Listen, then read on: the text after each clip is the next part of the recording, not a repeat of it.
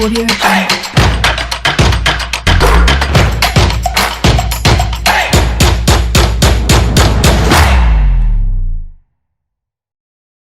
Rendez-vous du foot européen sur votre radio, ça fait du bien de vous savoir toujours nombreux à nous recevoir chez vous partout à cette heure. Les grandes lignes de ce nouveau numéro, Liverpool a 2 matchs d'un sacre historique. Manchester United, roi du derby en première ligue. Le Real perd gros en Liga. Le Barça reprend le pouvoir. Il est question également de reprise du pouvoir au niveau de la Serie A avec la Juventus Turin. Le Bayern et le Paris Saint-Germain sont maîtres de leur championnat. On évoque ces sujets dans la première partie. La deuxième fait place aux coupes européennes. La 8e de finale retour. Plein de suspense en C1. Rétafé dans la peau du David. Défie le Goliath, l'Inter en C3. C'est lundi, la libre antenne, elle est bien réservée pour vous via les 92 03 60 31, 97 24 26 26. Ils sont là bien présents dans le studio Messanyami, Sa Majesté Fifi Assobavi. Bonjour, bienvenue, comment vous allez? Bonjour Angelo, je salue le plateau, je n'oublie pas tous ceux qui nous suivent. Vous avez passé un bon week-end? Un bon week-end, en tout cas, ça acceptable. Acceptable, ça s'est bien passé. Voilà. Je salue toutes les femmes. En tout cas, oui, justement, puisque c'était votre journée hier dimanche, le 8 mars. Franck Lunyama, Guten Tag, comment vous allez? Guten Morgen Angelo, bonjour le plateau, bonjour aux auditeurs. Ben, on se sent bien, on se plaint pas trop, on rend grâce. Avec beaucoup de courage à vous, puisque la fatigue, elle est toujours au rendez-vous, mais on essaie toujours de gérer. John Atisso nous fait l'honneur de répondre à notre invitation. Salut John. Bonjour Angelo, bonjour à tous les auditeurs qui nous suivent en ce moment. En pleine forme? Ça va, ça va bien? Studio, ça va bien. D'accord, même si votre Real a perdu face à une petite équipe du Betis Séville. On va en parler tout à l'heure. Alors, Dio Technique, Sa Majesté Pelagimikoum et l'homme à Devon. On salue au passage Roméo Yechor. 622e épisode de Plateau Foot Europe. Je suis Angelo Folikwe. Bienvenue à toutes et à tous. English Premier League News. Nous démarrons cette émission avec la Première Ligue et ce derby de Manchester remporté par les Red Devils 2-0 face à cette formation de City. Oui, convaincu, succès logique des Red Devils, Fifi? Oui, ils n'ont pas été dominateurs tout au long de la rencontre, mais ils ont été opportunistes et donc ça leur a permis de marquer quand même ces 2 buts-là.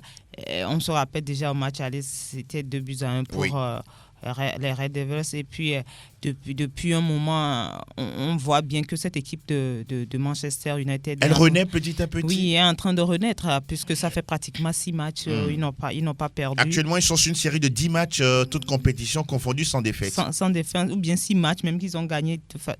Donc, c'est une très bonne note. Moi, je ne m'attendais pas à cela face à Manchester City. On se rappelle même qu'après leur victoire au match aller 2-1, ils ont ensuite perdu en coupe face à ce même Manchester City-là. Et lourdement même d'ailleurs. Donc je ne m'attendais pas du tout à cela et ça fait du bien cette équipe-là qui peut nourrir maintenant l'espoir d'accrocher une place pour la Ligue des Champions la saison prochaine. Ah oui, cette équipe de Ole Gunnar Solskjaer qui est peut-être en mode régénérescence. On va parler de cette équipe toujours de United avec ce Anthony Martial qui entre dans l'histoire un peu plus parce que la dernière fois que le joueur a marqué en aller-retour face à City, ça remonte à quoi? 2006-2007 avec Cristiano Ronaldo. Oui, cet Anthony Martial, on est en train de l'encenser un peu partout en France, à juste titre, Franck Lunyama. Oui, c'est par rapport à ses performances avec Manchester United. Depuis un moment, il est devenu un peu on va dire, le joueur fort de cette équipe, celui-là. Surtout après la blessure de Marcus Rashford. Marcus Rashford. Je crois que entre-temps, même avant la blessure de Rashford, c'est 2 joueurs qui s'entendent parfaitement. Donc aujourd'hui, c'est lui, on peut le dire, qui porte un peu l'attaque des Red Devils. Donc, c'est une performance quand même historique pour lui. Il a réussi à le faire. Il est là depuis un moment. Donc, entre-temps, il était un peu plongé. Oui. Maintenant, il se retrouve. Je pense que ça fait du bien à cette équipe. Et c'est lui, on peut le dire, qui porte, on va dire, cette renaissance des Red Devils. En tout cas, Anthony Martial peut-être dans les premiers choix de Didier Deschamps pour l'Euro qui va démarrer dans quelques mois. Alors, on va parler de City. Cette équipe, on entre-temps, Ligue des Champions qui a battu le Real Madrid. On s'est dit que peut-être le dernier virage va être beaucoup plus bénéfique pour les Sky Blues. Mais là, c'est la 7e défaite de City en championnat, la 7e également pour Pep Guardiola sur un banc d'un club. C'est sa pire, on peut dire sa pire série. Hein. C'est sa pire série. C'est la première fois que cela arrive au technicien espagnol qui a tout gagné au FC Barcelone, qui a tout gagné au Bayern Munich, mais n'a jamais connu une sorte un tel nombre de défaites en championnat. En une seule saison. En une seule saison. Cela veut dire tout simplement que son équipe, Manchester City, a du mal à véritablement dominer son adversaire comme ils l'ont fait la saison dernière en raflant pratiquement tout sur le plan national. Mais il faut dire qu'il faut saluer véritablement l'approche tactique de ce match par rapport à ce qu'a fait Ole Gunnar Solskjaer. On a vu le 3-5-2 qui a bien marché, même si au début le déplacement d'un certain Gundogan a mis en difficulté le milieu de terrain, mais on a vu Bruno Fernandes qui est véritablement celui qui marche sur l'eau en ce moment, qui permet à Manchester United de retrouver un certain allant sur le plan offensif. Dès qu'il arrive à toucher beaucoup plus de ballons, on voit qu'il distille des balles en profondeur, il met ses coéquipiers sur orbite pour véritablement mettre en difficulté la défense mancunienne des Sky Blues. Donc c'est ce qui a été fait. On a vu beaucoup plus un certain Matic et Fred qui ont été impitoyables sur le plan défensif. Ils ont ratissé. Pourquoi ces deux joueurs que vous venez de citer ne sont pas souvent dans la constance? C'est quoi le problème? Moi je pense que c'est une question de confiance. Depuis un certain temps, à l'instar de Manchester United qui a retrouvé une forme étincelante, ces joueurs également brillent dans le collectif. Vous savez, arrivé à une certaine période, si l'équipe ne marche pas, il y a certaines individualités qui ne marchent pas aussi. Mais aujourd'hui, il y a un collectif qui est en train d'être mis en place par bien huilé, bien huilé. Et on voit aujourd'hui que Manchester United a battu City à l'aller, a battu City en FA Cup, a battu également City au match retour en première ligue. A battu Chelsea en aller-retour, a tenu tête à Liverpool. Et il y a eu cette statistique cette saison qui montre tout simplement que Manchester United a battu pratiquement les grands. Donc il a pris beaucoup de points face aux gros. Ole Gunnar Solskjaer s'inscrit dans la durée. Ole Gunnar Solskjaer est en train de mettre quelque chose en place et je pense qu'aujourd'hui, c'est Manchester United qui est gagnant. En tout cas, United, roi du derby du côté de la Première Ligue. On va énoncer quelques résultats avec Chelsea qui s'impose 4-0 face à Everton avec un but au passage d'Olivier Giroud. Burnley qui tient un échec Tottenham 1 but partout. Crystal Palace qui s'impose 1-0 face à Watford. Et puis également cette victoire logique, somme toute, de Liverpool 2-1 face à Bournemouth. On va terminer de parler de la Première Ligue sur cette formation de Liverpool. Franck Luyama a seulement 2 matchs de gagner et puis le titre est dans la poche de Jürgen Klopp. Ce serait pratiquement en mars. Historique, hein? Oui, Manchester City qui vient faciliter les choses avec cette nouvelle défaite en championnat face à Manchester United. Donc, je pense que ça fait du bien pour Liverpool, même si cette équipe sur son match n'a vraiment pas convaincu parce qu'il y avait quelque part dans un coin de la tête des joueurs une certaine pression. Est-ce qu'on va pouvoir bien faire? Est-ce qu'on va pouvoir... Il y a tellement de questions, mais la dernière fois, menés, ils ont su réagir pour gagner. Donc voilà, je crois que ça semble l'année de Liverpool. Il n'y a rien à dire. Rien ne peut arrêter les Reds. Enfin. Ils iront vers leur titre 30 ans après. En tout cas, on va également dire que Arsenal s'est imposé grâce à Alexandre Lacazette 1-0 face à la formation de West Ham. Ça fait du bien aux Gunners. Alors au classement, on retrouve Liverpool avec 82 points, 57 pour Manchester City. La 3e position est occupée par Leicester avec 50 points. Chelsea est 4e, 48 unités, 45 pour Manchester United, classé 5e. On retrouve Tottenham de José Mourinho à la 8e place, 41 points. Et puis la formation de Arsenal 9e avec 40 points tout de même. Au bas du classement, on a Bournemouth 18e, 27 points, 25 pour Aston Villa 19e et puis 20e Norwich, 21 points. Pierre-Emerick Aubameyang est le meilleur buteur du royaume, 17 réalisations, 17 pour Jamie Vardy et puis 16 pour Mo Salah. Fini pour la Première Ligue anglaise. Nous continuons le tour d'Europe, cette fois-ci du côté de... Salta el Madrid, salta el Barça, arranca el Clásico. Está el tiempo de la Liga. Así suena la que recibe de Casemiro, haga la primera, gol. Alors, le Classico, il est derrière nous. Le Real Madrid, la dernière fois, était du côté de Benito Villamarín, Sa Majesté Fifi Assogbavi. On gagne le Classico. On a peut-être cru que c'était un match censé être rédempteur pour le Real et puis derrière patatras. On perd en déplacement, je crois, c'était face à Betis Séville hier. Quand on gagne le Classico, on se croit sur un nuage, attention à la retombée. Ils n'ont pas été constants tout simplement et ils l'ont payé très cash par rapport à cette rencontre-là. Mais vous savez, quand on prend le Real cette saison, c'est un peu Vous ça. n'êtes pas surprise? Non, moi je ne suis pas du tout surprise. C'est un peu ça le Real de cette saison, qui est présent dans certains matchs et qui, des fois, sur des petits détails, on ne retrouve pas. Mais la dernière fois, plus d'un ont loué la science tactique de Zinedine Zidane face au Barça. Souvent, un classico, ça se joue et tout le monde a envie de gagner un classico, surtout que le Real, depuis un moment, a du mal face à cette équipe du Barça. Et donc, sur ce classico-là, le Real avait tout donné pour pouvoir gagner ce match-là. Mais après, le Real tombe encore dans ses travers. Dans ses travers. Et on s'en rend compte qui, du coup, tout juste après cette victoire-là, perd, je crois, la première place. Exactement. Puisque dans l'autre match, le Barça lui a gagné de son côté. Bon, c'est déplorable, mais c'est un travail qui doit continuer avec Zidane à aller chercher véritablement à former cette équipe. Tout à l'heure, on parlait de Manchester United. Oui. On voit le travail qu'il est en train de faire. Ça va prendre du temps.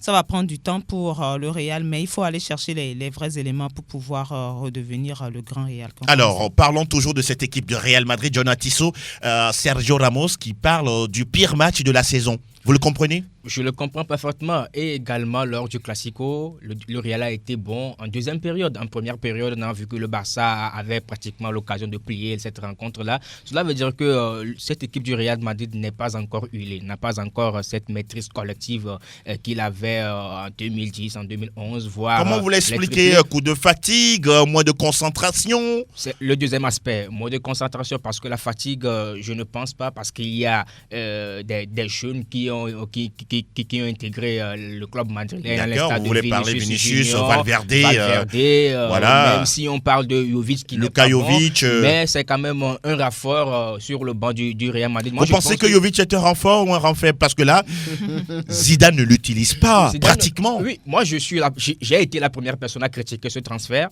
mais le joueur a montré... Mais Jovic, il était meilleur buteur en Bundesliga avant de rejoindre le Real Madrid. Le joueur a montré lors de la Super Coupe jouée en Arabie Saoudite que quand on lui donnait l'occasion... Mais c'est sur un seul match, Jonathan Tissot. Oui, mais il a fait quand même de belles prestations. Mais moi, je ne pense pas, je ne vois pas la raison pour laquelle ce joueur-là n'est pas utilisé par Zinedine Zidane, même si, en termes statistiques, pour un attaquant, ce n'est pas reluisant. Mais par rapport au Real Madrid, contre le Betis Séville, ce déplacement sur Benito Villamarín, c'est très difficile. Le Barça a toujours souffert là-bas, même le Real Madrid. Mais moi, je pense que le premier but est évitable. Parce que, et là, je rejoins le manque de concentration. Ce Real-là a toujours un trou d'air dans ses rencontres et c'est ce qui fait que le Real Madrid peut gagner le Classico et après chuter face à une équipe modeste comme le Betis Séville. Pour vous aussi, c'est sous somme toute logique. Franck Lugnaman. C'est quand même pas inadmissible pour un club comme le Real Madrid d'aligner des inconstances aussi... régulière, récurrente. Ce n'est pas normal. Lorsque vous voyez un peu ce match-là, les débuts, il y a eu des frappes repoussées par Thibaut Courtois. Et dans les actions qui ont suivi, la défense a dormi, a rêvé, surtout Ramos, qui n'était pas sur le porteur du ballon. Est-ce que Ramos est obligé de jouer tous les matchs du Real Madrid? Oui, mais c'est lui, quand même, il incarne, on va dire, l'histoire de ce club. Oui, c'est un leader, C'est un leader d'un groupe et quand il est en défense, il rassure au-delà de toutes les bévues qu'il peut commettre. C'est un défenseur qui rassure quand même le groupe. Et qui marque aussi. Et qui marque de la tête souvent, qui monte aussi. Donc, sur ce premier but-là, vraiment, il a été passif et le joueur a envoyé un missile que Thibaut Courtois ne pouvait sortir. Donc, le Real aujourd'hui, c'est compliqué parce que je ne veux pas dire qu'il y a déjà un vestiaire pourri, mais le vestiaire est tendu parce que Zidane s'est mis à dos quelques joueurs clés comme Marcelo, et puis d'autres. Gareth Bale, n'en parlons pas. Bon, lui, il n'apporte pas grand-chose. C'est un golfeur après. Mais Marcelo, c'est quand même l'un des cadres de cette équipe. Et quand vous permettez de mettre quelqu'un qui fait déjà... Ça sent pas bon pour vous? Ça ne sent pas bon. Attention. Il semble même que le président du club a parlé avec Mauricio Pochettino, à qui il demande de venir succéder à Zinedine Zidane. Ça ne fait pas bien. Donc, je pense que dans la maison, au-delà de ce qu'on peut voir, le Real n'est pas bien forcément dans la tête On ne peut pas enchaîner des performances dignes de ce club-là. Là, l'avenir ne s'écrit pas en bien pour cette équipe-là. Pendant ce temps, rapidement, 30 secondes, on va avancer. De l'attaque du Real. Oui, Karim Benzema, Vinicius Junior, on l'avait dit ici, Valverde par moment. Oui, quand Benzema n'est pas en forme, on a l'impression qu'il a marqué sur penalty. Oui, mais on en a vu en début de saison bien un moment. Vous pensez qu'on doit renforcer l'attaque du Real Madrid? Moi, je crois, parce que quand on veut compter sur Vinicius, qui est un jeune qui par moment fait des folies, on l'a vu face au Barça, mais après, il reste un jeune joueur et il ne peut pas porter l'équipe du Real. En tout cas, sur ses frêles épaules pour l'instant. Voilà, Vinicius Junior, on le voit, junior. Il est junior pour le moment, pas encore senior. Le Real n'a pas encore digéré le départ de Cristiano Ronaldo. Ça, c'est clair. Un monsieur qui vous marque 50 buts par saison. Attention. On va parler du Barça rapidement, qui a également gagné non sans peine. Oui, c'était difficile. Il a fallu faire recours à la VAR pour un penalty transformé par Lionel Messi. Cette équipe aussi, elle souffre dans cette Liga, disons-le clairement. Elle souffre énormément. On a vu l'équipe du FC Barcelone qui a perdu son football, qui a perdu son Diogo Bonito. Aujourd'hui, on voit que l'équipe ne se repose que sur Lionel Andrés Messi et surtout face à une équipe de la Real Sociedad qui a été requinquée qui a eu tellement d'occasions. Oui, l'équipe est requinquée par la qualification en finale de la Coupe du Roi. Sur sa dynamique, l'équipe a mis en difficulté le FC Barcelone, mais à la fin, on a le Messi qui a fait la différence en fin de rencontre. Aujourd'hui, l'équipe du FC Barcelone se résume qu'à la Pulga, se résume qu'à l'Argentine. Et les autres, ils servent à quoi? Les De Jong, les Rakitic, Vidal, Busquets, Piqué, Semedo, Ansu Fati, tous ces joueurs servent à quoi? Pour le moment, le collectif ne marche pas. D'accord. Ces joueurs ne sont pas au niveau de Messi, selon vous? Là, la différence est claire et nette. On a un Lionel Messi qui est dans la même galaxie que Cristiano Ronaldo. Donc, cela veut dire que les autres joueurs qui sont au FC Barcelone, ils sont bons, mais n'ont pas la même carrière que Lionel Messi. Mais aujourd'hui, on a Antoine Griezmann qui fait la différence. Oui. Mais c'est excusable. Il est à sa première saison, la saison de l'adaptation. Et on verra peut-être le bon Griezmann la saison prochaine. Mais la surprise, c'est quand même Sergio Busquets, Gérard Piqué. Beaucoup de joueurs qui ont cette expérience, qui connaissent la maison, mais qui n'arrivent pas véritablement à enchaîner de bonnes performances avec le FC Barcelone, même si aujourd'hui le FC Barcelone ne fait plus peur. Mais il faut tenir compte également de la défense du FC Barcelone. Elle n'est même pas présente. Oui, c'est une défense depuis quelques Piqué, l'anglais, Umtiti, Jordi Alba. Bon, ça ne va pas du tout. Même si la dernière fois ils n'ont pas encaissé. On a déjà vu pire de la part de cette défense à plusieurs matchs. Et ça aussi, ça joue contre le FC Barcelone. En tout cas, une refonte totalement du côté du club Blaugrana, peut-être dans les jours et peut-être mois à venir. On va également parler de la victoire de Leganés, 2-1 chez Villarreal. Levante fait un partout face à Grenade, nul de 0-0 entre Retafe de Gendaconam et le Celta Vigo. Et puis l'Atlético de Madrid, qui concède un nul à domicile, mais combien salvateur, 2-2 face au FC Séville. Alors, au classement, on retrouve le Barça qui reprend les commandes de la Liga avec 58 points, 2 points de plus que le Real Madrid au deuxième. Le FC Séville est troisième avec 47 points, 46 pour Retafe, quatrième. L'Atlético est à un petit point de Retafe, classé cinquième. On retrouve la formation de Real Mallorca, 18e avec 25 points, 23 pour Leganés, 19e. Et puis l'Espagnol Barcelone qui file vers la Segunda División, 20 points, 20e au classement des meilleurs buteurs. On retrouve Lionel Andrés Messi, 19 réalisations, 14 pour Karim Benzema et puis 11 pour Lucas Pérez d'Alaves. Fini pour la Liga, nous parlons cette fois-ci Bundesliga. Herzlich willkommen zum Bundesliga. Alles über Bundesliga. Le championnat d'Allemagne, le Bayern à domicile se fait respecter, Franck Nounyama. Oui, même si ça a été un match compliqué pour le compte de cette 25e journée de la Bundesliga, on attendait ce match entre le Bayern et puis le Borussia Augsburg. Oui, Augsburg. À l'arrivée, il a fallu qu'il y ait des joueurs qui sauvent la maison bavaroise et c'est Thomas Müller qui, on l'a dit depuis un moment, renaît avec l'arrivée de Hans-Dieter Flick et Goretzka aussi a marqué et ça fait 2-0 pour le Bayern de Munich qui a souffert mais qui s'est fait respecter. Et derrière, on a vu le match nul de Leipzig. Qui a mauvaise opération. Mauvaise opération justement, puisque désormais le club a 5 points de retard sur le Bayern de Munich après ce 0-0 face à Augsbourg. Ça va bien pour le Borussia Dortmund, même si ça a été compliqué. Victoire sur les installations de l'autre Borussia, Mönchengladbach. Un but contre 2. Torgan Hazard et puis Hakimi ont marqué pour la victoire. Et du coup, le Dortmund qui devient nouveau leader du Bayern. Intéressant. Qui prend la deuxième place. La deuxième place. Qu'est-ce que j'ai dit? Leader. Dauphin, pardon. Dauphin, voilà. Qui prend la deuxième place devant Leipzig. On va voir ça dans le classement dans quelques instants. On parlera également de ce nul à la maison du Hertha face à Werder. 2 buts partout. Fribourg et Union Berlin. Ça a été facile pour Fribourg. Victoire 3-1. Schalke n'a pu gagner à domicile face à Hoffenheim de Ilas Bebou, le Togolais. 1 but partout. Leverkusen a balayé Francfort 4-0. Et Paderborn, le dernier, n'a pas résisté face à Cologne qui ne va pas bien aussi, mais Cologne a pu gagner 1 but contre 2. Et au total, pour le compte de cet an, on parlera également du nul de Düsseldorf sur les installations de Mayence. 1 but partout. Et ça fait 24 buts à l'arrivée. Au niveau des meilleurs buteurs, Robert Lewandowski blessé, mais Timo Werner ne profite pas. Il n'a pas marqué. Il n'a pas marqué. Il n'a pas marqué, donc ça reste 25 pour Lewandowski. Timo Werner est bloqué à 21. Et puis Jadon Sancho est troisième avec 14 réalisations depuis le début de la saison. Au classement, le Bayern conforte un peu son fauteuil de leader avec désormais 55 points, suivi du Borussia Dortmund 51. Troisième désormais, Leipzig, ça sent mauvais. 5 points de retard sur le Bayern, c'est comme si c'est déjà cuit.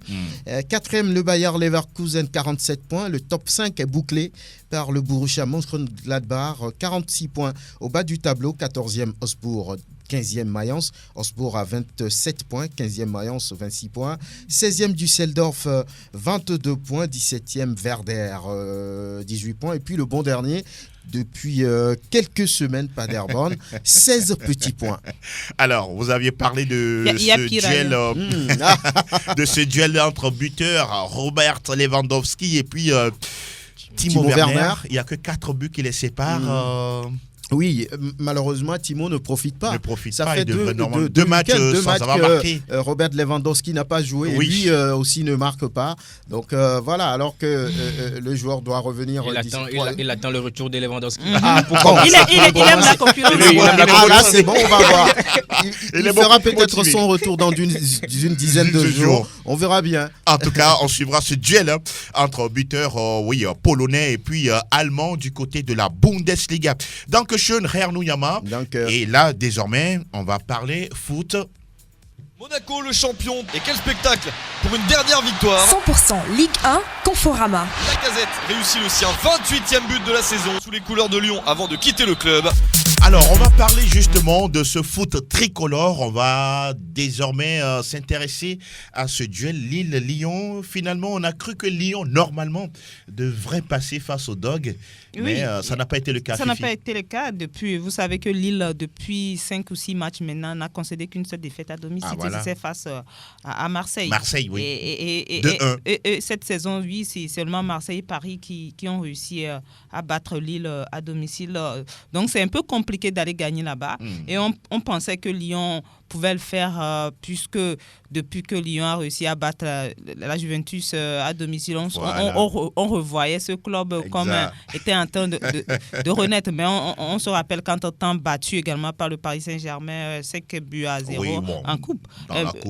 Et voilà, Lille n'a pas laissé l'occasion à dominer Lyon tout simplement 1 but à 0. Et pour la course au podium, vous voyez que Lyon ne peut pas y arriver, John Atisso? Ça sera très difficile parce que Lyon avait l'occasion de battre Lille et de se rapprocher du troisième qui n'est autre que le Stade Rennais. Ce qui n'a pas été fait, mais moi je pense que le revers était prévisible parce que depuis le début de l'année 2020, Lyon joue pratiquement son 17e ou 18e match, plus que le Real Madrid, beaucoup d'énergie lâchée. Beaucoup d'énergie lâchée, alors que dans cette période, Rudy Garcia ne tourne qu'entre 13 voire 15 joueurs. Alors on sait bien que Lyon n'a pas un banc de touche touche assez fournie avec des blessures, Jeff Abdelhaïd et Memphis Depay qui sont quand même la figure de proue de cette équipe lyonnaise. Mais Lille étant une bonne équipe, étant pratiquement invincible face aux équipes d'une même carrure à domicile, on a vu que la différence a été faite avec Loïc Rémy qui a surgi, qui est d'ailleurs le meilleur buteur de Lille. Ancien Lyonnais qui a surgi, qui a marqué et qui continue sa belle forme en 2020 en étant le meilleur buteur des Dogs. Aujourd'hui, Lille... Vous le voyez appelé par Didier Deschamps? Je ne pense pas parce que on voit une bonne équipe, surtout sur le plan offensif déjà de l'équipe de France. Didier Deschamps aime rester sur la continuité. Exactement. Et ça fait pratiquement plus de 5 ans. Martial qui revient. Oui, ça fait pratiquement plus de 5 ans que Loïc Rémy n'est plus appelé en équipe de France. Donc, je pense que ça sera très difficile pour l'ancien joueur de Chelsea de véritablement avoir sa place dans les 23 pour l'Euro 2020. Fifi, dites-nous comment Rennes a fait pour corriger, gifler autant Montpellier? 5-0 à domicile. Vous savez, Rennes aussi rêve d'une place en coupe européenne. Pourquoi pas la Ligue des Champions quand on sait qu'il est tout juste derrière Marseille avec 6 points d'écart. Et c'est beaucoup, c'est beaucoup. Mais c'est possible. Il faut y croire jusqu'au bout. Et Rennes est en train tout simplement de mettre tous les moyens de son côté pour pouvoir déranger jusqu'au bout cette équipe de Marseille qui aussi ne profite pas de certains matchs à domicile face à Amiens. Marseille qui menait 2-0. C'est incroyable. Et Marseille qui se fait rattraper à la 93e pratiquement à la 93e minute malgré le but de Payet et de Sanson. C'est compliqué, mais attention à cette équipe d'Amiens. C'est une équipe accrocheuse. On se rappelle du match nul face au Paris Saint-Germain. 4 buts partout. Tout à fait. Donc, il ne faut pas trop minimiser. Pour vous, Marseille était prévenu? Oui, Marseille était prévenu. Marseille devait s'attendre puisque tout le monde disait que c'est une équipe accrocheuse qui réussit à marquer 4 buts au Paris Saint-Germain à domicile. Il faut gérer ce match jusqu'à la fin. Et Marseille n'a pas su le faire. Et voilà, se faire accrocher à domicile. Franck Ndouniama, on pourra dire que c'est une sortie ratée pour les Phocéens. L'Olympique de Marseille s'est sabordé. Le match le mot n'est pas trop fort. Lorsque vous menez 2-0 à moins de 10 minutes de la fin du match et vous vous faites rattraper de cette manière, moi j'ai rien compris. À l'arrivée, ce que j'ai noté, c'est que André Villas-Boas a dit que c'était sa faute, qu'il a fait des changements qu'il ne fallait pas faire, qu'il a donné, on va dire, une certaine responsabilité à certains joueurs à qui il a demandé de rentrer, qui n'ont pas fait le boulot, donc ça fait sa faute. Donc, et il en a pris en rouge après. Voilà, parce que là, il est venu... Le match est terminé, l'entraîneur prend rouge. Il a fait, on va dire, une sortie violente envers l'arbitre. Il n'a pas touché, mais il dit, mais ne me regardez pas comme ça. Et puis il lui a parlé comme son enfant. Donc l'arbitre lui a sorti 2 jaunes. Donc je pense que c'est une sortie ratée complètement. On ne peut pas se louper comme ça lorsqu'on a envie d'être sur le podium et de disputer une Ligue des Champions. Il faut savoir gérer ces fins de match, ce que Marseille n'a pas su faire. Et moi, j'apprécie vraiment la détermination, la volonté d'Amiens. Parce que sur les 5 dernières minutes, ils ont étouffé, ils ont étranglé l'Olympique de Marseille. Donc voilà, ils le méritent largement. 30 secondes, John. Moi, je pense que Marseille surperforme cette saison. Il faut avoir le courage de le dire, avoir l'effectif de l'Olympique de Marseille et avoir Ce sont des performances trompe-l'œil. Trompe-l'œil. Et on voit qu'aujourd'hui, les quand on voit Marseille aller battre... Attendez. Aujourd'hui, personne n'attendait une équipe de Marseille. Mais elle joue, elle gagne. Aujourd'hui, Marseille n'a pas quand même de joueurs pour véritablement titiller le Paris Saint-Germain. Mais vous reconnaissez qu'elle joue, elle gagne. Elle joue, elle gagne, mais ce sont quand même des victoires à l'arraché. Marseille gagne, oui, c'est bien. Mais quand on gagne à l'arraché, c'est pas faire force c'est bien sur le plan psychologique, mais est-ce que cela va s'inscrire sur la durée? Pour vous, ça ne suffit pas. Ça ne suffit pas. Aujourd'hui, on a vu un Tchalé Tachar qui sort quand même de grandes rencontres, mais c'est un joueur qui est moyen. Aujourd'hui, quand on prend Sanson, il est un bon joueur. Valentin Rongier apporte quand même un surplus à l'effectif. Benedetto, oui. Mais aujourd'hui, Jordan Amavi, c'est une bonne chose. Mais Jordan Amavi, on connaît bien ce joueur. C'est un joueur qui n'est pas tout constant. Et il a montré encore une fois sur ce penalty. Il a manqué d'expérience sur ce penalty là, je veux dire. Aujourd'hui, moi je pense que je le dis et je le répète, Marseille surperforme cette saison. Et je ne suis pas surpris de voir une équipe marseillaise accrochée à domicile par Amiens. Non, au vu de l'effectif de Marseille, je crois que au-delà des erreurs qu'on peut leur attribuer, Marseille reste quand même un club, un collectif depuis l'arrivée d'André Villas-Boas. Je suis pas d'accord avec John parce que là, ils n'ont pas les moyens d'avoir des joueurs comme le Paris Saint-Germain. Regardez, le Paris Saint-Germain s'est fait pratiquement, je veux dire, corrigé par Amiens, 4 partout. Et cette équipe Marseille l'a peut-être regardé de haut, ils l'ont payé cash. Je crois qu'il y a des choses à corriger, mais cette équipe, elle est quand même à féliciter par rapport à ce qu'elle fait depuis l'arrivée d'André Villas-Boas. Avec ses moyens. Le problème aujourd'hui, c'est que Fifi. Marseille, aujourd'hui, a quand même le moyen de tenir ce résultat face à Amiens. À domicile encore. Donc, dire que sur ce match-là, moi, je trouve que les Marseillais ont tout simplement péché. Péché, tout simplement. Faute professionnelle. Péché. On va parler d'autres rencontres et les résultats de Nice qui prend le meilleur sur Monaco, Fifi. Oui, Nice qui domine Monaco 2-1 alors que Monaco menait 1-0 avec un nouveau but de Ben Yedder. Exactement. Mais qui à la fin... Monaco, cette saison, je dis, c'est peut-être une saison à oublier rapidement. Et il faut se concentrer maintenant sur le maintien, tout simplement. Je crois que c'est pratiquement fait également sur le maintien et penser à la saison prochaine. Pensez aussi pour une fois à acheter, à avoir de bons joueurs. De qualité. De qualité du côté de Monaco. Parce que ce qu'on voit, il y a des joueurs qui arrivent, on forme une équipe, on vend les joueurs et après on retombe dans des problèmes jusqu'à ce que d'autres joueurs ne grandissent encore, on les vend. C'est la politique de Monaco, mais si Monaco veut véritablement jouer les premiers rôles en Ligue 1, il va falloir que Monaco sorte également l'argent et ait de bons joueurs. Les nouvelles du match Reims-Brest. Reims qui domine Brest 1-0 et Reims qui se retrouve maintenant dans le top 5 de la Ligue 1. Il faut rappeler que Toulouse aussi continue sa descente aux enfers. C'est pratiquement fait parce que en 28 journées et Toulouse n'a que 13 points. 13 petits points. 13 c'est petits incroyable. points. Félicitations. Et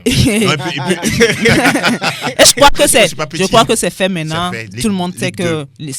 Aïe. Le match au Strasbourg, Paris Saint-Germain reporté pour cause de coronavirus. Voilà. Et puis Saint-Etienne, Bordeaux, ça fait un but partout. Après la victoire et la qualification pour la finale de la Coupe de France. Voilà qui est dit. Et on va parler de Metz également qui se sauve pratiquement en dominant Nîmes 2-1. Et voilà Angers qui domine également Nantes 2-0. Oui. Et au classement, un coup d'œil.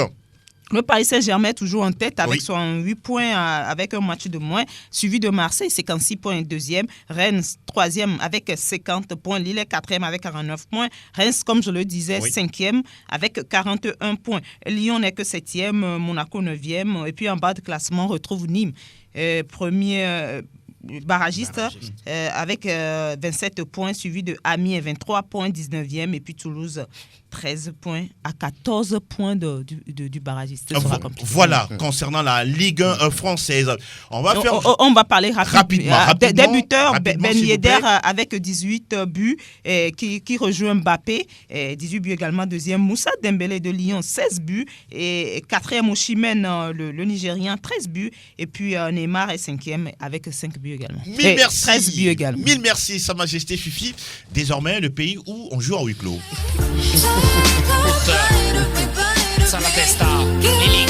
Tutto calcio Italia.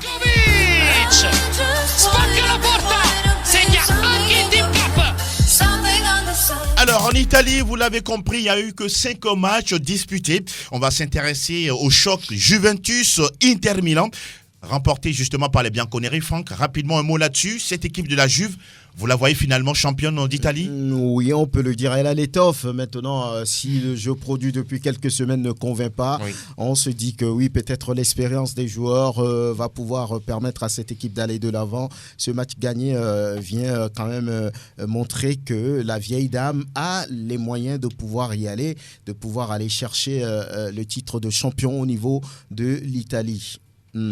Rapidement, 30 secondes. Ces dernières semaines, la Juventus a énormément l'Inter doit dire adieu au titre. A énormément déçu. Oui. Mais sur cette rencontre, on a vu une équipe de la Juve qui a eu cette maîtrise collective, surtout au niveau du milieu de terrain. Et aujourd'hui, encore une fois, on a vu un Dybala de gala qui a ébloui l'attaque du club piémontais. À la fin, on a vu que la Juventus a gagné.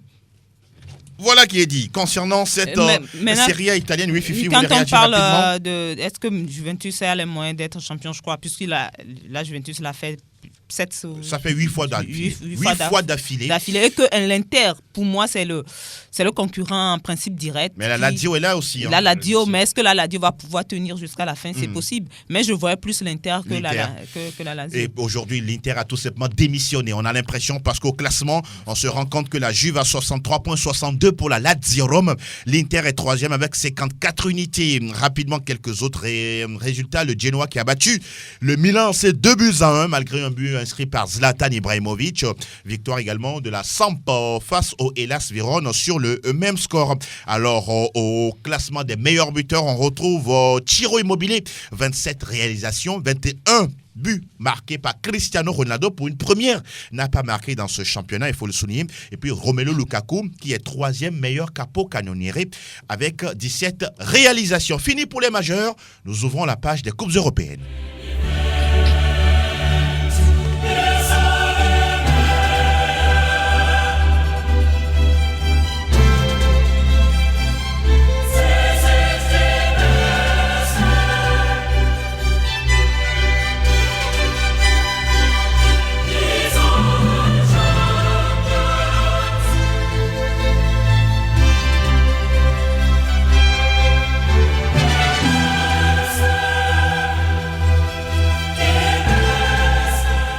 Le match, il y en a plein. Il y en a plein de matchs. On va parler de Tottenham face à la formation. C'est plutôt Leipzig qui reçoit Tottenham mardi.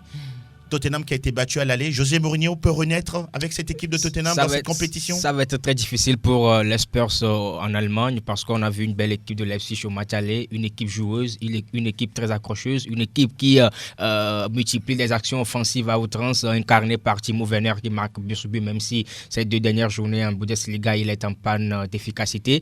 Mais moi, je pense qu'à domicile, malgré l'inexpérience de cette équipe de Leipzig qui joue sa première phase à élimination directe en Ligue des Champions, ça pourra le faire parce que autrement, quand on voit l'équipe de Tottenham, ce n'est pas la grande assurance à ce niveau. L'équipe a été accrochée par Burnley en Première Ligue. Dans le fond, ce n'est pas reluisant, ce n'est pas clinquant. Aujourd'hui, on voit que Mourinho n'a plus la main sur son équipe. L'équipe encaisse beaucoup de buts et à domicile, Leipzig marque aussi beaucoup de buts. Donc, je pense que Leipzig a toutes les chances pour se qualifier pour la première fois de son histoire pour les quarts de finale de la Coupe aux grandes oreilles. Fifi, on va parler du match Valence-Atalanta. Au match aller, ce sont les Bergamasques qui se sont imposés largement 4-1 face aux Espagnols. Non, je crois que c'est cul. Que si ils arrivent à remonter cette pente-là, ce sera un miracle ou bien une surprise. Je sais que dans le passé, on se rappelle de 4-0 du Paris Saint-Germain remonté par le Barça. C'est possible, mais ce sera compliqué, très, très, très compliqué.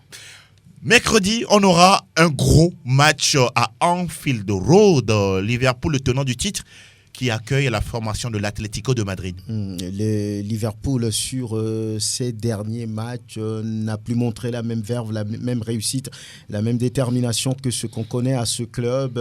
Le trio offensif Mané, Salah, Firmino, c'est vrai, sont dans le jeu, mais ne sont plus efficaces. Si c'est encore le cas face à une défense béton de l'Atlético Madrid, ça ne passera pas. Oui, ça ne passera pas. Il y a 1-0, un but à remonter, ce qui veut dire que Liverpool doit marquer 2 fois pour pouvoir, sans en encaisser, pour se qualifier. Donc, je pense que c'est une sortie assez compliquée pour cette équipe. Il va falloir retrouver Liverpool peut-être d'il y a 1 mois et demi, 2 mois, avec son efficacité qu'on lui a connue toute cette saison pour pouvoir battre cette équipe de Diego Simeone. Autrement, ça ne sent pas facile pour Jürgen Klopp et ses hommes. Autre match qu'on va suivre de façon très très sérieuse, c'est le Paris Saint-Germain qui reçoit le Borussia Dortmund. Fifi.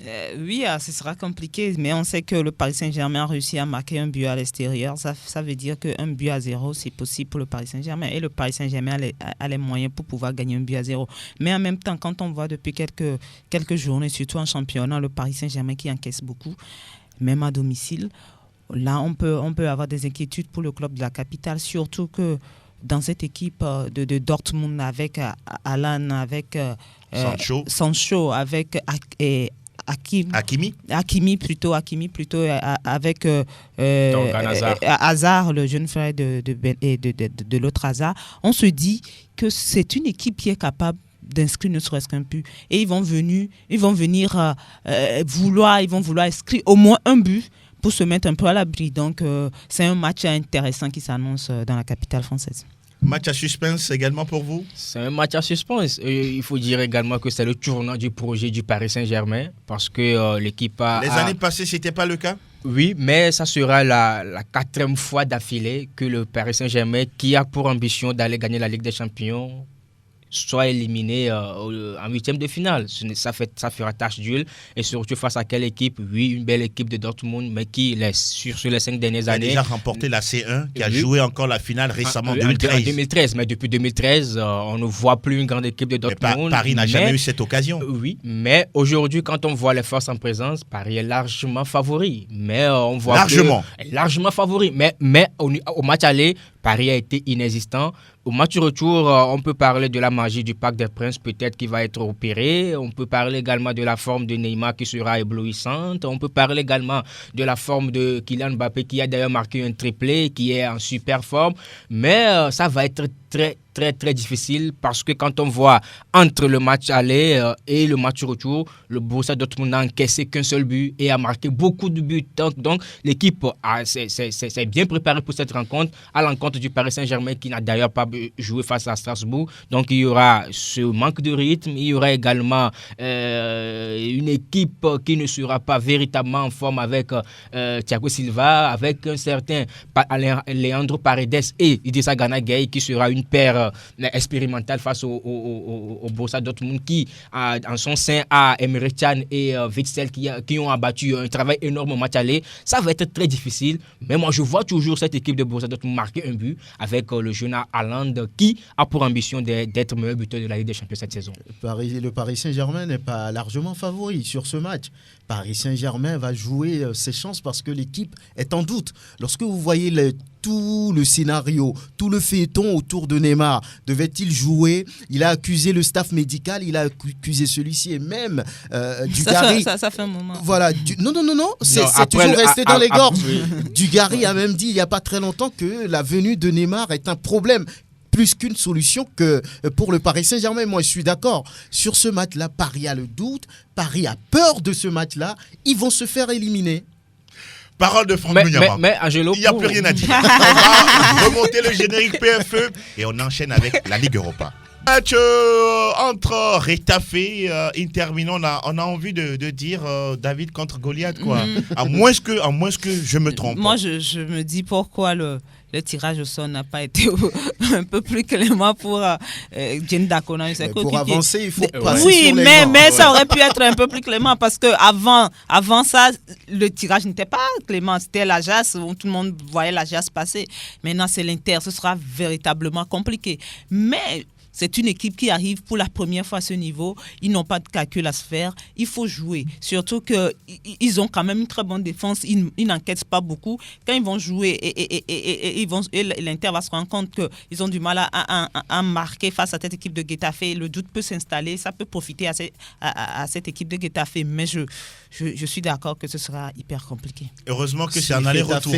Si Getafe a pu sortir l'Ajax, c'est possible de faire tomber l'Inter. Romelu Lukaku face à Jane Dacona. Oui, on sait que c'est un mastodonte, c'est un titan, mais Jane Dacona a la puissance pour arrêter Romelu Lukaku. C'est un défenseur assez teigneux, difficile à passer en 1 contre 1.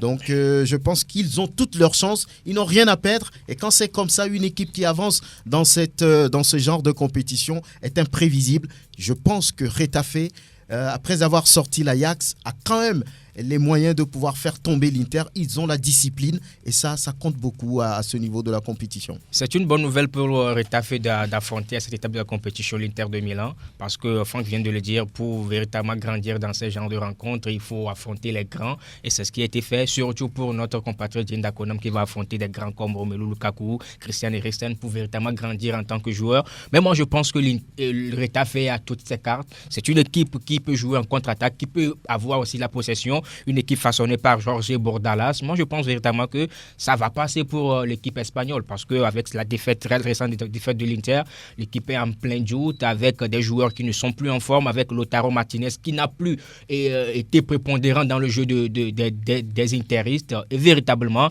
si Retafe est à sa meilleure forme, l'équipe peut sortir l'Inter de Milan.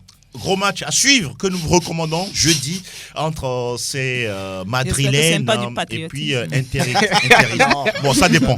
Ça dépend. Alors, chers auditeurs, vous avez l'occasion désormais de nous rejoindre dans l'émission en composant les 92 03 60 31 97 24 26 26.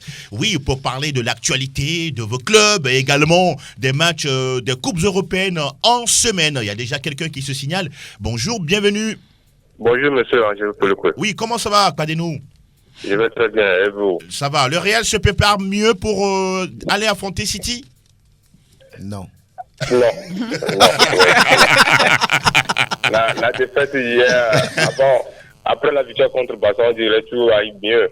Oui. Mais la défaite hier nous a encore plongé dans l'eau. Aïe, aïe, aïe. Je ne sais pas si on va passer ou pas. Mais quand au carré, Zidane était magicien. C'est un magicien, mais hier, il a fauté tout en l'air. D'accord. Mais j'ai apprécié l'équipe de Betis qui a dit que il allait manquer plus que les deux buts même. Le Real peut se qualifier ou doit se qualifier? Nous sommes en Ligue des Champions, pourquoi pas? D'accord. Il semble que l'ADN de la Ligue des Champions coule dans les veines des joueurs du Real Madrid, c'est vrai? Avant, oui, maintenant. Merci beaucoup. À très bien. D'accord, c'est bien noté. Merci, Kao Carré. À très bientôt. Quelqu'un d'autre? Bonjour, auditeur. Auditeur en ligne, bonjour. Oui, bonjour. Comment vous portez-vous? Très, très bien. Bien, nous vous écoutons.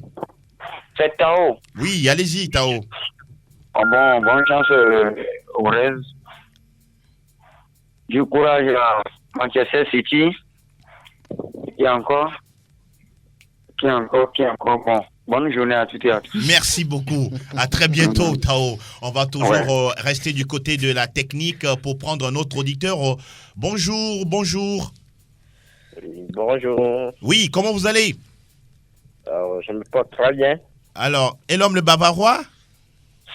C'est lui-même. Ah oui, allez-y, nous vous écoutons. Le Bayern est en forme, n'est-ce pas? Ça va? Oui, on est en forme. Ah oui, intéressant. Mais rien n'est encore gagné. Ah, d'accord. Puisqu'on est sur tous les tableaux. En championnat et en Champions League. C'est ça. Notre objectif est de rafler tout cette saison. Alors, la mauvaise nouvelle du côté du Bayern, la blessure de Robert Lewandowski. Vous êtes inquiet ou vous allez trouver un plan B? À vrai dire, j'étais un peu inquiet. Oui. En fait, 2 dernières journées. Oui. Là, c'est la journée qui était passée avant, on fait bien. Oui. On a gagné 6-0. Oui, tout à fait. Avec un match bien nulé. Avec Gnabry, Thomas Müller et tous les autres, Coutinho. Et la surprise, celui qui a remplacé Lewandowski est le jeune Zirkzee. C'est ça. Le néerlandais. Exact. Donc, il a été l'attaquant d'hier et le match a été aussi pas mal. Donc vous avez l'espoir pour la suite, n'est-ce pas? Non, je dirais que j'ai l'espoir pour la suite, mais tout n'est pas encore gagné. Parce que la Champions League, la route est encore longue. C'est un autre niveau. Voilà. Merci donc, beaucoup. Je salue tout le plateau. Oui. Je salue voilà. Ahmed et voilà. D'accord. Dankeschön et le Bavarois. Très bientôt. On va prendre un autre qui est du côté de la technique avec Pélagie. Oui, il est en train de se signaler. Oui, auditeur en ligne. Bonjour. Vous êtes là? Bonjour. Il est parti, il peut toujours nous revenir. Nous sommes dans l'émission Plateau Foot Europe. Nous sommes le lundi, c'est la libre antenne pour les auditeurs. Oui, il est là. Bonjour. Allô. Bonjour. Bonjour à tous plateau. Oui, nous allons bien, Joël, et vous? Alhamdulillah, ça va. D'accord, nous vous écoutons. Ah oui, c'est juste dire bonjour à tout le monde. Et puis, vous avez parlé d'événements en Espagne, puis vous n'avez pas parlé en Angleterre, c'est pas bien. Pardon? Il y a aussi un événement en Angleterre. Quel événement? De quel événement parlez-vous? Oui, mais le derby marseillais. Qu'est-ce qui s'est passé dans le derby dont on n'a pas parlé ici? Il n'en avait pas fait qu'un comme un événement. Ah bon? Ah d'accord. Bon, allez-y, nous vous écoutons alors. Il dit de dire que c'était un événement. Ah d'accord. Allez-y, nous vous écoutons. Oui, voilà, un événement. C'est dit que le lundi dernier, sur Fiaté, non, le vendredi, même le doyen Franck donnait favori dans ce match. City. Même si le City mais vous avez gagné, c'est l'essentiel, n'est-ce pas? Oui, c'est le plus important. La première fois que vous gagnez City en aller-retour depuis 10 ans, vous parlez d'un événement? Justement, c'est pas ça. D'accord. Ok, merci beaucoup. On aura le temps de vous recevoir en studio pour parler de cet événement, Joël Aïe. Allez, merci et bonne journée à vous. À très bientôt. On va prendre quelqu'un d'autre sur le... Voilà, je vous dis Pélagie, il y a quelqu'un d'autre. Auditeur en ligne. Bonjour. Oui, bonjour. Oui, comment vous portez-vous? Bien, et vous? Ça va, nous allons tous bien alors, nous vous écoutons. C'est Alphonse, c'est bien aussi. Oui, Alphonse, oui. J'aimerais pratiquement indiquer au niveau du réel là. Oui. Zidane là, il fait quoi en équipe même là? Mais qu'est-ce qui vous fait énerver autant? Parce que je parle du cas de Gareth Bale. Oui, Gareth Bale. C'est un joueur performant même. Mais Zidane, il n'utilise pas le jeu. Bon, pour lui, Gareth Bale ne donne pas autant sur le terrain. Non.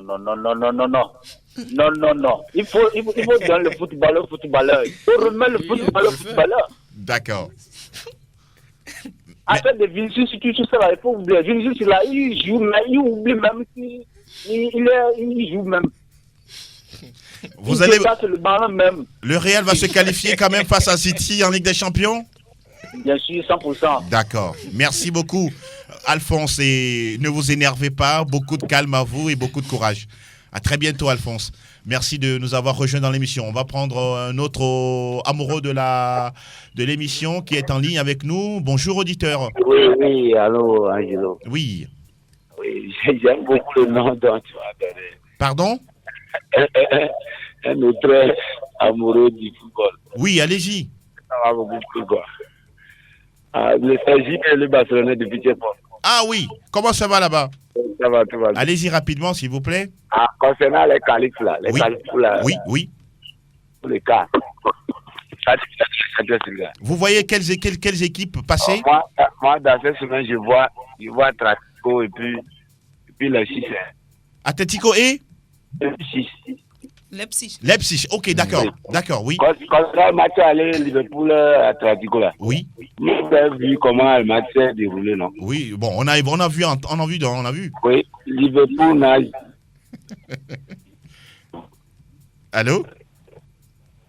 Allô, vous êtes là? Un petit problème de liaison avec notre auditeur, mais on a compris. Il a déjà déterminé, lui, les qualifications pour Leipzig et la formation de l'Atlético de Madrid. Auditeur en ligne, bonjour. Ouais, bonjour, monsieur Angelo. Oui, diminuez le volume, s'il vous plaît, de votre poste. Oui, vous nous appelez d'où déjà?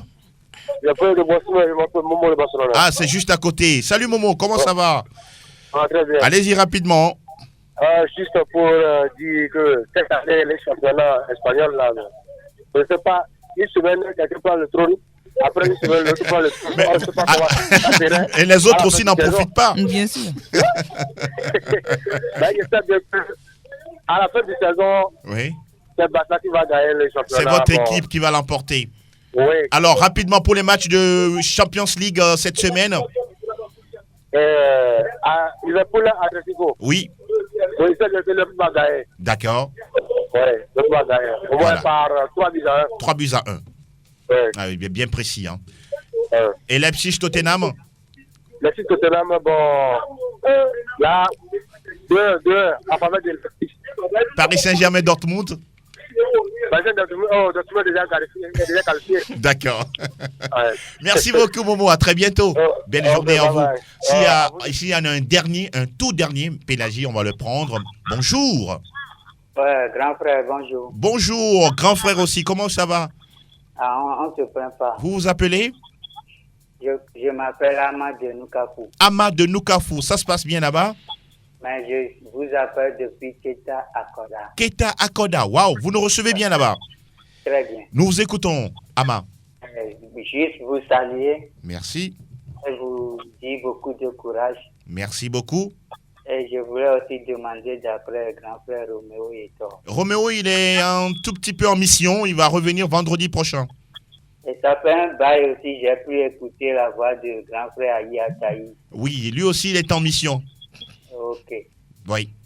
Beaucoup de courage. Merci. À vous et bonjour à grand frère Franck Nounyama. Voilà, c'est bien passé. Mille merci, Ama. Et bien des choses à tous ceux qui sont du côté de Keta Akoda et tous ses environs. Alors, nous avons terminé cette émission de Jonathan Tissot. Un petit mot à l'endroit de quelques inconditionnels des frères. Je salue tous les auditeurs qui nous ont suivis. Je n'ai pas de liste particulière, comme je le dis souvent. Mais une mauvaise nouvelle pour le Real Madrid. Thibaut Courtois serait touché aux adducteurs. Aïe, aïe, aïe. Lui qui est le dernier rempart de cette grande équipe. Attention. Bon, ça sent mauvais. Ça sent pas bon. Voilà. Fifi? Non, tout juste saluer tous ceux qui ont l'habitude de nous écouter. Et encore, je salue honneur aux dames. Honneur à toutes les dames, surtout celles qui sont dans le sport avec nous. Franck Nounyama. Oui, on va saluer l'honorable Joseph Kofi Tiko Akoda, le fondateur de cette radio. Aujourd'hui, c'est un jour spécial pour lui. Spécial pour lui. Santé, bonheur, paix du cœur. Voilà. Voilà, donc c'est très important. Ah oui. Merci également à tous ceux qui passent leur temps à nous suivre. Esther, Daniel, Pascal, Kenneth et tous les autres. Excellente semaine. Bonjour à tous les Madrilènes. Quelle que soit votre position aujourd'hui, ne vous inquiétez pas. Vous serez, pourquoi pas, champion d'ici la fin de saison. Bon, ça, c'est juste pour piquer un peu Julien Adaneté et tout son groupe. Bonjour à Yvette Clousset. Bonjour également à Gordo Mela. Beaucoup de courage à toi. Sans oublier notre cher ami Elinho Dorkenou. Alors, on se donne rendez-vous vendredi, toujours avec le même plaisir, sur ce même plateau. Et on se dit à très bientôt. Encore une fois, joyeux anniversaire à l'honorable Akoda. Bien des choses à vous et belle journée de lundi. Merci Elam Adovant. Mille merci Sa Majesté Pélagie Mekoum. À très bientôt sur Sport FM, la première radio de sport en Afrique et au Togo. Ciao, ciao.